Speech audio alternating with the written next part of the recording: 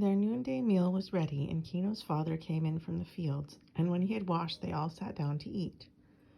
"How happy you have made us," he told Gia. "Happy indeed," Kino's mother said. "Now I have my brother," Kino said. Gia only smiled. Happiness began to live in him secretly, hidden inside him, in ways he did not understand or know.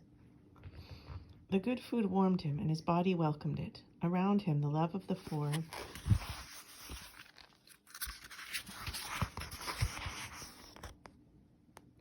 people who received him glowed like a warm and welcoming fire upon the hearth.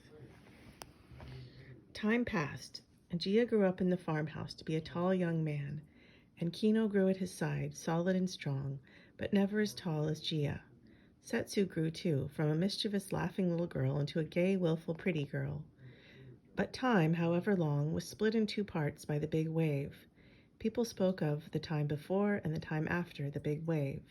The big wave had changed everyone's life. For years, no one returned to live on the empty beach. The tides rose and fell, sweeping the sands clean every day.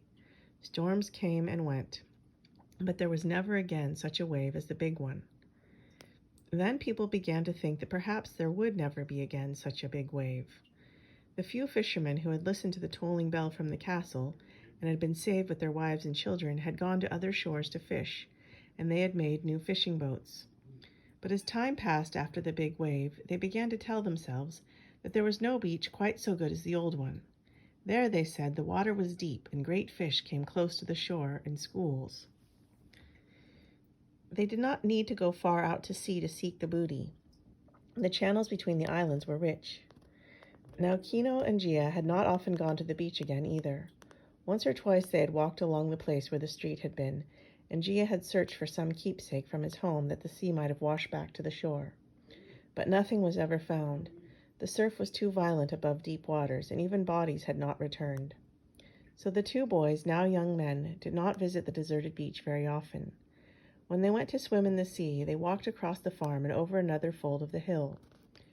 But Kino saw that Gia always looked out of the door every morning, and he looked at the empty beach, searching with his eyes as though something might one day come back. One day he did see something. Kino was at the door putting on his shoes, and he heard Gia cry out in a loud voice, "Kino, come here!" Quickly Kino went, and Gia pointed down the hillside.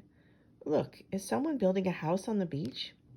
Kino looked and saw that indeed it was so.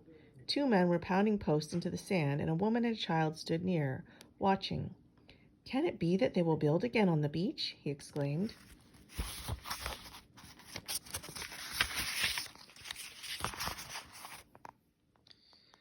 But they could not rest with watching.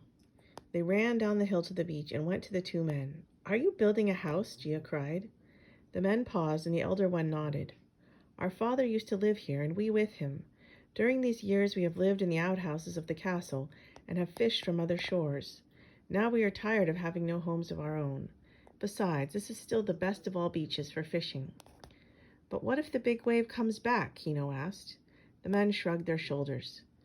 "There was a big wave in our great-grandfather's time. All the houses were swept away, but our grandfather came back. In our father's time, the big wave came again, but now we come back."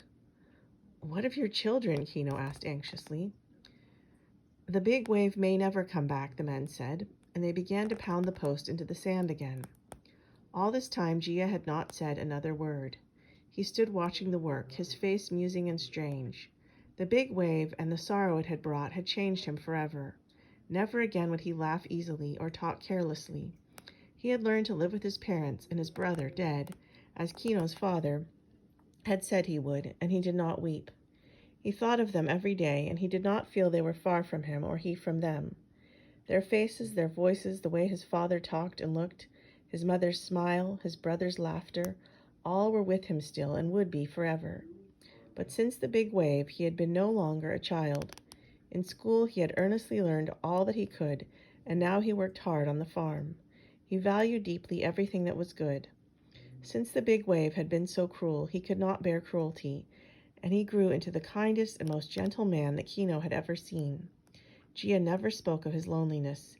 He did not want anyone to be sad because of his sadness. When he laughed at some trick of Setsu's, or when she teased him, his laughter was wonderful to hear because it was so whole and real. Now as he stood watching the new house being made on the beach, he felt a strong delight. Could it be true that people would gather once more on this beach to make a village? Was it right that it be so? At this moment there was a commotion on the hillside. They looked up and saw it was Old Gentleman coming slowly down the rocky path. He was very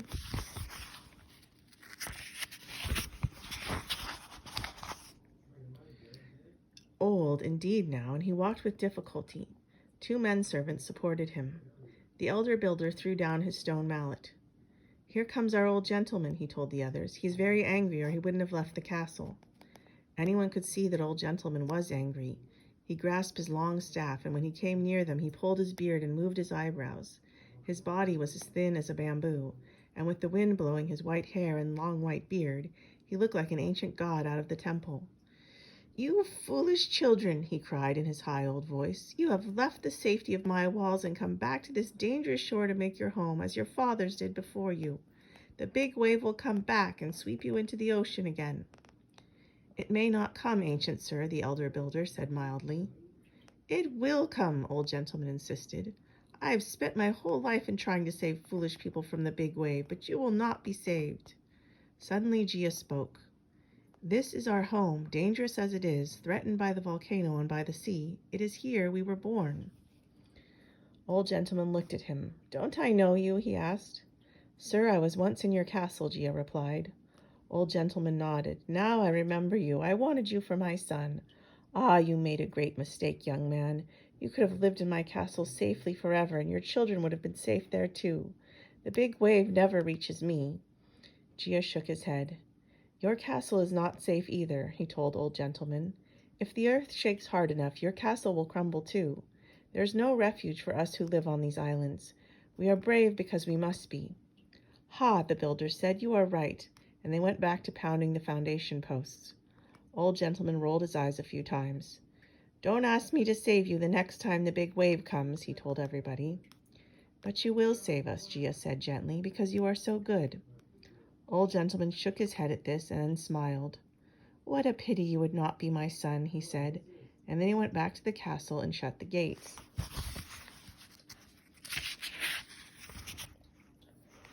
As for Kino and Gia, they returned to the farmhouse, but the whole family could see that Gia was restless from that day on. They had supposed that he would be a farmer, for he had learned everything about the land, and Kino's father trusted him with much. But Gia fell into a mood of forgetfulness, and one day Kino's father spoke to him when they were working in the fields.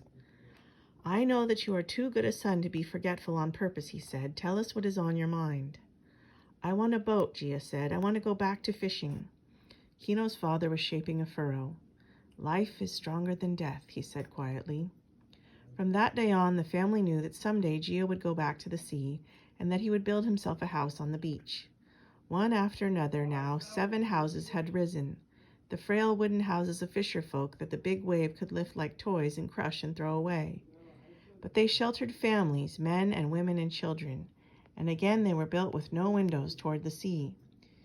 Each family had built on the bit of land that had belonged to it before the big wave came, and at the end there was left a bare piece. It belonged to Gia now, for it had belonged once to his father. "When I have a boat, then I shall build my own house there," Gia said one night to the farm family.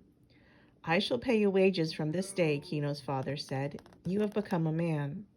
From that day, Gia saved his wages until he had enough to buy a boat.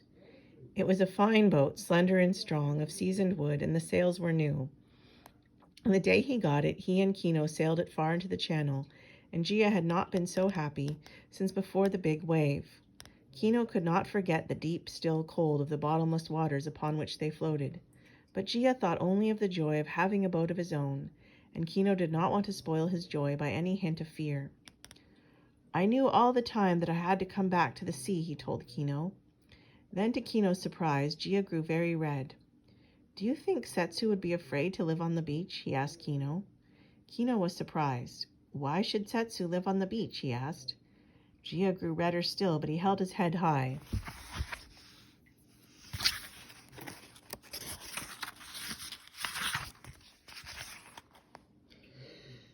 Because that is where I shall build my home, he said firmly, and I want Setsu to be my wife. It was such astonishing news that Kino did not know what to say. Setsu was his little sister, and he could not believe she was old enough to be anybody's wife, nor, to tell the truth, could he imagine anybody wanting her for his wife. She was careless and teasing and mischievous, and she still delighted to hide his things so that he could not find them. You would be very foolish to marry Setsu, he told Gia.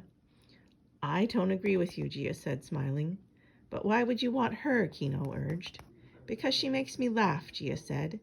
It is she who made me forget the big wave. For me, she is life.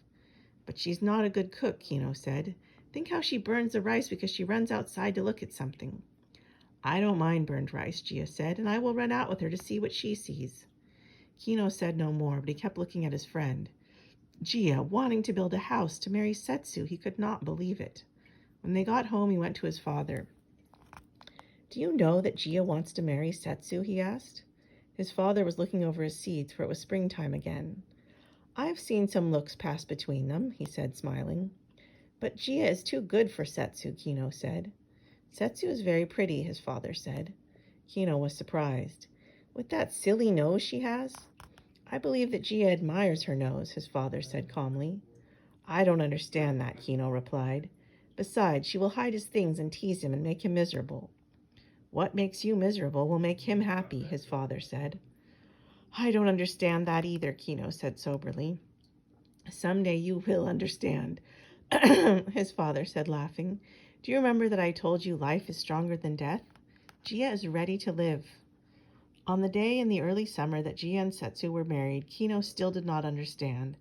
For up to the very last day, Setsu was naughty and mischievous, and indeed on the day of her own wedding, she hid his hairbrush under his bed. You are too silly to be married, he said. He told her when he found it. I feel sorry for Gia. Her big brown eyes laughed at him, and she stuck out her small red tongue at him. I will always be nice to Gia, she said. But when the wedding was over and the family took the newly married pair down the hill to the new house on the beach, Kino began to feel sad. The farmhouse would be very quiet without Setsu, and he would miss her. Every day he would come to see Gia, and many times he would go fishing with him. But Setsu would not be in the farmhouse kitchen, in the rooms, or in the garden. He would miss even her teasing. He grew very grave indeed. What if the big wave came again? There in the pretty little new house he turned to Gia. Gia, what if the big wave comes again? He asked. I have prepared for that, Gia said. He led them through the little house to the room that faced the sea, the one big room in the house where at night they would rest and where in the day they would eat and work. All the family stood there, and as they watched, Gia pushed back a panel in the wall. Before their eyes, the ocean, swelling and stirring under the evening wind. The sun was sinking into the water in clouds of red and gold. They gazed out across the deep waters in silence. I have opened my house to the ocean, Gia said. If ever the big wave comes back, I shall be ready. I face it. I am not afraid. You are strong and brave, Kino's father said. And they went back to the farm and left Gia and Setsu to make a new life in the new home on the old beach. The end.